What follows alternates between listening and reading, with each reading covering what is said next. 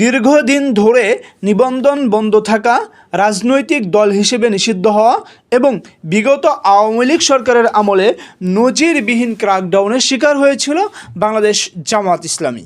তবে ২৪-এর গণঅভ্যুত্থানে ফ্যাসিবাদের পতনের পর আদালতের মাধ্যমে নিবন্ধন ফিরে পেয়েছে দলটি।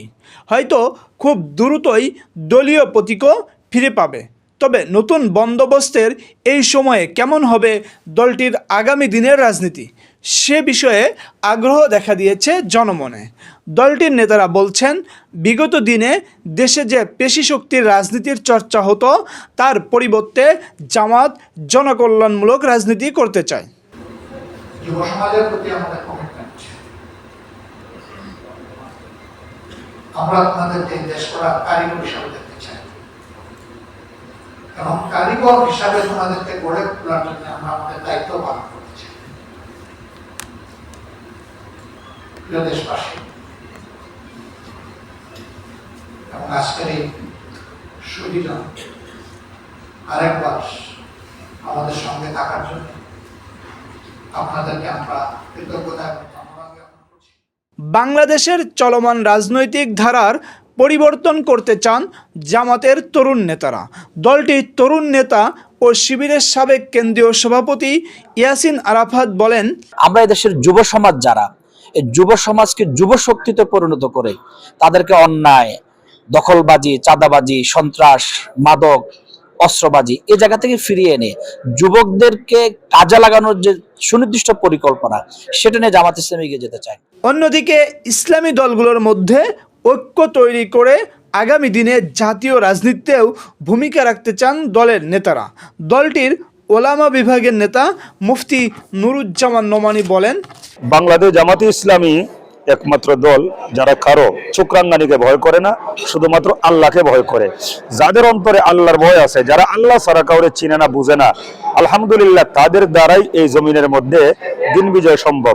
আর দিন বিজয় যদি হয়ে যায়, তাহলে কিন্তু আমরা আর কোনো প্রহসন নিয়ে, অন্যায়, অবিচার, অত্যাচার নিয়ে আমাদেরকে টেনশন করতে হবে না। স্বাধীনতা ও সার্বভৌমত্ব রক্ষার পাশাপাশি কল্যাণমূলক কাজ ও কল্যাণ রাষ্ট্র প্রতিষ্ঠায় ভূমিকা রাখতে চান তারা।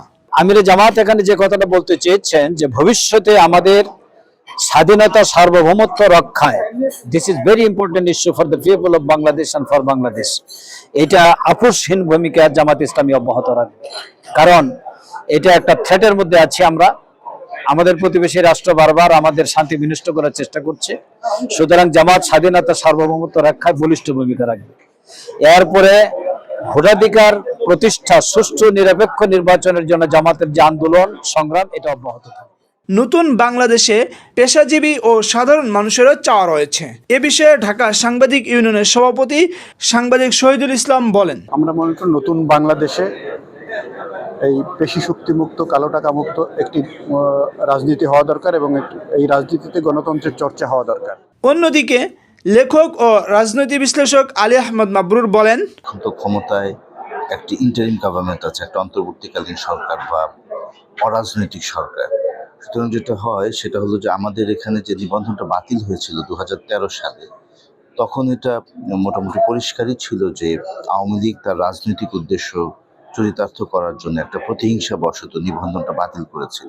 দীর্ঘদিন ধরে বাংলাদেশের চর্চা হওয়া হিংসার রাজনীতি, লুটপাট, নেতা নির্বাচিত হয়ে আখের গোছানো ও পেশিশক্তির রাজনীতির বিপরীতে নতুন বাংলাদেশে নতুন রাজনৈতিক পরিবেশ উপহার দেওয়ার জন্য কাজ করতে চান জামাতের নেতারা।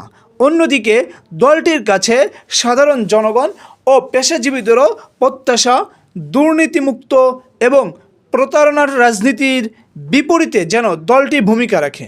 Imran Hussain, New Nation, Dhaka.